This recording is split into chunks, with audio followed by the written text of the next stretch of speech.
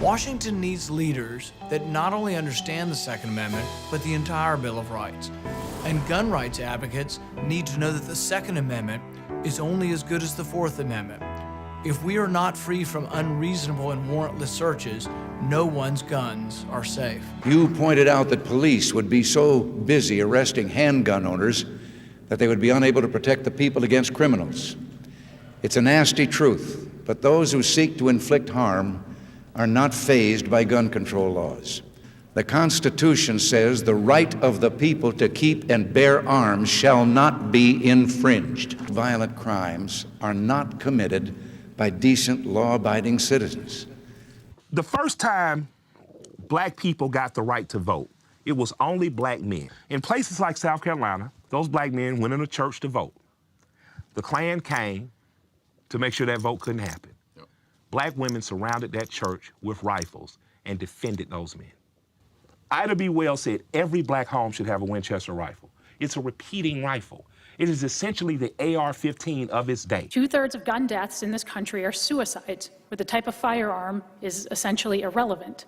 With respect to gun crimes, over 90% are committed with handguns.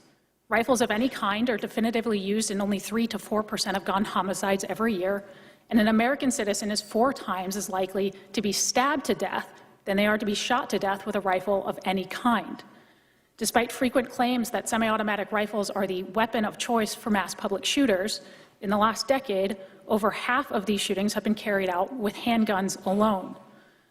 On the other hand, semi-automatic rifles like the AR-15 are so well suited for defensive action against threats in a civilian context that the Department of Homeland Security quite literally designates them as personal defense weapons for law enforcement officers. It is little wonder, then, that millions of law-abiding citizens in this country also choose these types of semi-automatic rifles as their own personal defense weapons. Far from needing to be protected from these rifles, law-abiding Americans benefit when they are allowed to defend themselves with them, particularly in situations where they are outnumbered. Just last week, a homeowner in Rockdale County, Georgia, relied on his scary-looking semi-automatic assault weapon to defend himself against 3 masked teens armed with at least 1 handgun who tried to rob him and other residents in their own front yard. Ironically, the rifle deemed an assault weapon by many in this room was used defensively to protect innocent people against assault, while the perpetrators used a non-assault weapon offensively to commit actual assault. Importantly, some of the most famous examples of the defensive use of assault weapons by civilians come from scenarios where the government has been either unable or unwilling to defend entire communities from large-scale civil unrest. During the 1992 LA riots, for example, law enforcement was nowhere to be found as hundreds of looters ransacked Koreatown. Ordinary store owners like Richard Ree and his employees took it upon themselves to defend their livelihoods from lawlessness, using, in many cases, semi-automatic rifles. Similar stories emerged during the civil unrest in Ferguson, Missouri in 2014. There are some here today who still genuinely don't understand why or how anyone would need such scary-looking rifles for purposes other than mass murder. And so I have permission from my mother to explain it to you by partially embarrassing her. My mother did not grow up with firearms, and they will never be her favorite thing in the world. In fact, she'd never handled a firearm until I took her to the range for the first time several years ago. Now, I love my mother, but like every other novice with a handgun, she was quite bad. I mean, she struggled to hit a stationary target from 6 yards out under ideal conditions. And then she picked up an AR-15. And I watched my mother put a fist-sized grouping of lead in the center mass of a target from 20 yards out. That is why law-abiding citizens buy millions of these firearms. When accuracy and stopping power matter, they are simply better. Americans use firearms to defend themselves between 500,000 and 2 million times every year. God forbid that my mother is ever faced with a scenario where she has to stop a threat to her life. But if she is, I hope politicians protected by professional armed security didn't strip her of the right to use the firearm she can handle most competently. I've been shooting for almost 8 years. I've also been a part of the Maryland Rifle Club and Maryland State Rifle Team since I was 11. We shoot semi-automatic AR-15s. Because of this, I have become eligible for various shooting scholarships around the country to a wide array of even the most prestigious colleges that have shooting teams. Achieving stricter gun control laws would obliterate any opportunity I could have had to attend a decent college on a shooting scholarship. Ever since I first learned how to shoot, the issue with gun violence around the nation became clear. Guns are not the problem, people are. Purging our society of violence and murder cannot be done through gun control legislation. By signing this legislation, you are not signing away gun violence, but instead liberating American citizens of our constitutional rights. You are not eliminating guns from society, but eliminating our ability to protect our lives, liberty, and pursuits of happiness. Chicago, Illinois has had some of the strictest gun control laws in America enacted for the past few years, and it is currently more than twice as likely for you to be killed in Chicago as in the Afghani War. For the past 11 years and 4 months in the Afghani War, 2,166 people have been killed. Now in only 8 years in Chicago, 4,265 people have been killed, and 3,371 of them were from being shot. Is that really something we want to model our state laws after? Now, even of those 3,371, only 37 were killed with a rifle, which is barely 1%. 98% were killed with a handgun, so creating gun control legislation that targets assault rifles has statistically proven to only weed out less than 1% of the problem if you're lucky. I'd also like to point out that none of the guns used in the Chicago shootings were registered or licensed to the people who use them, thus even further proving that simply restricting guns will not stop criminals from using them, nor will restricting guns stop criminals from harming others in general. On December 14th of 2012, the same day as the Sandy Hook shooting in central China, a man stabbed 22 children and 1 adult. Guns are not needed for mass murder, and robbing American citizens of our rights to own them won't solve anything. You must also consider the fact that the majority of gun violence occurs in low-income neighborhoods. Raising the overall cost of owning a gun through higher licensing and registration fees denies the ability of low-income individuals to protect themselves against the crime focused in the areas they live in. Passing this legislation would be discriminating against these lower-income individuals who are actually at a higher risk of being victimized in crimes. To abolish or severely limit the right of the Maryland residents as a whole to bear arms, which is the intent of the proposed legislation, is to essentially defeat the purpose of our own U.S. Constitution. The entire foundation of the United States was formed on the principle that the government, our government, is a government of the people, for the people, by the people, and taking away the people's right to bear arms is taking away the people's power in the government. The Second Amendment, which grants to citizens the right to secure their natural rights, is the backbone of our democratic society. I hope you all consider these points as you go to vote on this or any other gun control bills. I've heard a whole lot of people in here talking tonight about this group and that group, and domestic violence and blacks, these minorities and that minority. What I want to know is, when are you all going to start standing up for the majority? And here's who the majority is. I'm the majority. I'm a law-abiding citizen who's never shot anybody, never committed a serious crime, never committed a felony. I've never done anything like that. But it seems like every time we have one of these shootings, nobody wants to put the blame where it goes, which is at the shooter's feet. You want to put it at my feet. Gun show or no gun show, NRA or no NRA. I'm here to stand up for the law-abiding citizens of this community, because I'm going to tell you that what's going to happen. You can take the guns away from us all you want to. You all write a law, I follow the law, I'll bring my guns down here, I'll turn them in. But here's what's going to happen. The Crips and the Bloods on the other side of town, they're not going to turn their guns in. They're going to hold on to them. And what's going to happen when you have to send the police down there to go take them? The police can barely enforce the law as it is. As what I see, we demonize the police, criminalize and vilify the police, and we make the criminals into victims. And we're talking about restricting guns? How are you going to do that? How are you going to do that when the police department's already hamstrung? You're not going to be able to go down here and take these guns from these criminals. So the criminals are going to hold on to their guns. They're still going to have them. They're still going to break in my house, and they're still going to shoot me with them. And guess who's going to be the one that suffers? It's going to be me. There are no military-grade weapons sold at the gun show. An AR-15 is not a military-grade weapon. Anybody that would go into combat with an AR-15 is a fool. It's a semi-automatic .22 rifle. You'd be killed in 15 minutes in combat with that thing. So we need to dispel all these myths, and we need to drop all this division that we got going on here. Because the bottom line is, when that Second Amendment was written, whether the framers liked it or not, they wrote it for everybody.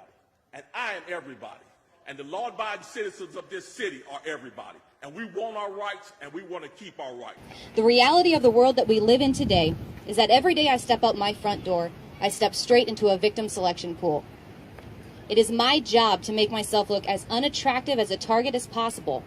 And if that isn't enough to deter criminal attention, then to use determination and any physical tools at my disposal to create an opportunity to escape with my life. Because my life is worth it. I am worth defending. How do I build my defense? Give a soldier the choice between going into battle with either a shield or a sword, and which will he choose? He will choose the shield every time. Excuse me. Weapons can be found, made, and improvised. A shield must be strong and impenetrable. For the stronger your shield, the less likely it is that you'll have to go to your sword. The shield is, of course, a metaphor. It represents knowledge, mindset, and awareness. Knowledge is the difference between knowing that danger is out there and knowing what it looks like. It takes vigilance and practice to understand criminal behaviors and recognize what they look like in real life. Being prepared to defend yourself requires developing a heightened sense of awareness, which increases your ability to hone in on a potentially dangerous situation before they become active attacks. Rick Stables is a 38-year law enforcement veteran, and for a few years after his retirement, I was his second instructor during his defensive pistol, rifle, and shotgun courses. At some point during each of these classes, he would turn to the students and ask, if you knew exactly when and where you were going to be attacked, which weapon would you bring to the fight? They would take a moment to ponder on this, and then they would reply with either a shotgun, my .45, or my rifle. Then they would turn to Rick and ask him the same question. He would smirk just a little bit, and then say, if I knew exactly when and where I was going to be attacked, I'd make sure I wasn't there. As a self-defense instructor, I have met with many individuals who are looking to purchase a gun in order to feel safer. Instead of working towards increasing their personal awareness and seeking advanced training in the use of the firearm for defense, they use the firearm as if it has magical powers to ward off evil simply by being in their environment. But as the father of modern pistolcraft, Colonel Jeff Cooper, once said, owning a handgun doesn't make you any more armed than owning a guitar makes you a musician. Too often we develop a false sense of security in the simple knowledge that we could use a gun if we needed to. Your defensive tool will only be as effective as you are. You will have to save yourself. If you have not mentally prepared to use determined violence against another human being, have not physically trained yourself to be safe, efficient, and effective with the defensive tool of your choice, and do not have it on you at the time you need it, you may not live to regret it. Everyone I have met who has been forced to take deadly action against another human being has said they wished there could have been another way. Good people don't want to hurt people, but I am even more reluctant to surrender my life and bodily safety to the depraved intentions of a criminal. And so we train each day to do the thing we pray each night we will never have to do. This is why we sharpen our sword. Train in simple physical maneuvers that will help buy you time to escape. Develop skills and the mindset to be violent if your life is in danger. You are the weapon. There are endless tools at your disposal, but regardless of the means, be brutal. Become a force that your opponent has to deal with and make him regret choosing you. I will arm myself with knowledge as my shield and determination as my sword, so that I can smile on the good in this world and look into the face of evil with confidence and say, you can't have me or mine. Not today, not ever. The media still claims that Hitler rolled into Austria with tanks and guns and took us over. Not true at all. The fact is that the Austrian people elected Hitler by 98% of the vote by means of the ballot box. The first thing what happened, we had to carry national ID cards. You could not board a bus, you could not board a train without showing your national ID card. Don't ever let that happen here. Hitler gave us free radios, so we could listen to him. He was a great orator. And then he nationalized the radio station. And we were warned, if we would turn on a foreign radio station like British Broadcasting or Switzerland, death penalty. We had to attend at 8 o'clock in the morning to the gymnasium instead of going to church. The first 2 hours we had political education. Today, I would call it political indoctrination. Hitler also nationalized our car industry. Hitler nationalized our banks. He nationalized our healthcare system. Hitler wrote a book, Mein Kampf, My Struggle. He wrote in the book everything what he was going to do, that he was going to take over the world. Very few people read the book. Had we read the book, we would have known what was coming. We also had gun control. The government said that children were playing with guns, and we had hunting accidents, people accidentally shooting each other, and we had criminals again, murderers. The only way that they could track the murderer was by the serial number of the gun. So bring your gun to the police station, then we can register the serial number and we can track the criminal. And we thought that was a good idea. Mm-hmm. So gladly we did that. Not long afterwards, they said no, it did not help. We could not track all the criminals. The best way to have no more crimes and no more people getting hurt, bring your guns to the police station, and they already know who had guns because we registered our guns. Keep your guns and buy more guns and